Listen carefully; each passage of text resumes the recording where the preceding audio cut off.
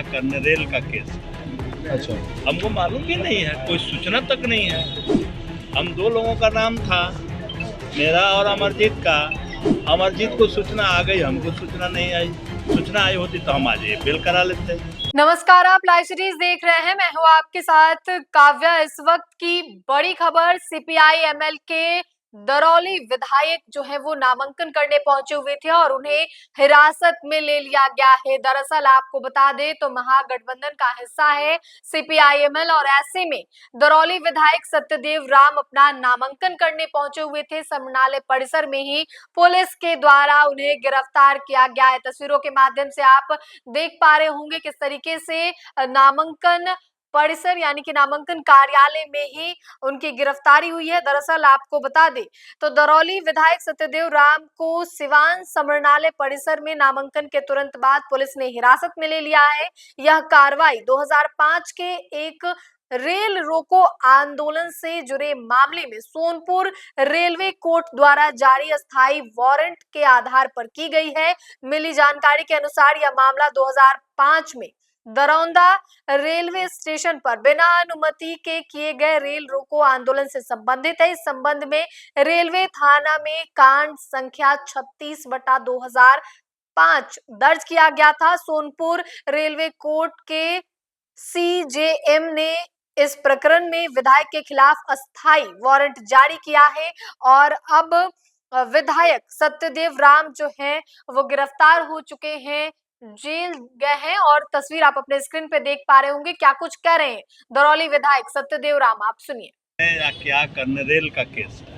अच्छा, हमको मालूम भी नहीं है, कोई सूचना तक नहीं है।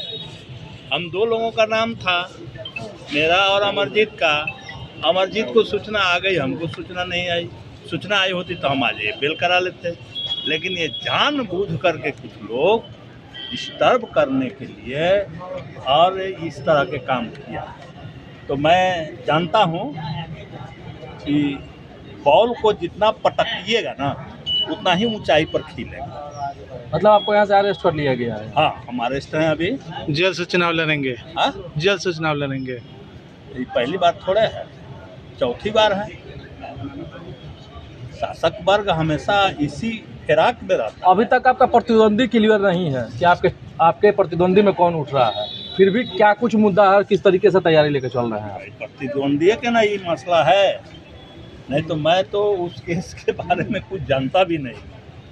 एबीसी और हम जेल जा रहे हैं। कौन सा केस? क्या लग रहा है आपके विरोधी आपको फंसा रहे हैं क्या? एंगल से रोकने का हम तो कहते हैं कि भाई आपके पास प्रतिद्वंदी हो तो लाइए, मैदान में फैसला होगा, जनता फैसला देगी। वो हिम्मत किसी की नहीं। मैंने डर से आपको अरेस्ट करवा रहा है? डर से अरेस्ट करवा रहा है। फिर आप और जेल में दूसरा चले कोई जाइएगा तो आपका वोट कौन वहाँ पे मांगेगा? क्षेत्र में भ्रमण कौन करेगा? ध्यान से, मैंने तो कहा कि ये पहली बार नहीं है, चौथी बार है। और जब जेल जाता हूँ तो बम्पर वोट से जीतता हूँ, क्योंकि मैं जनता के साथ हूँ, जनता की बात करता हूँ, जनता के साथ चल करके उन्हीं के साथ रहने के वजह से जनता हमको बम्पर वोट से जिताती है। तो फिर ये षड्यंत्र हुआ है तो फिर जिताएगी। ठीक।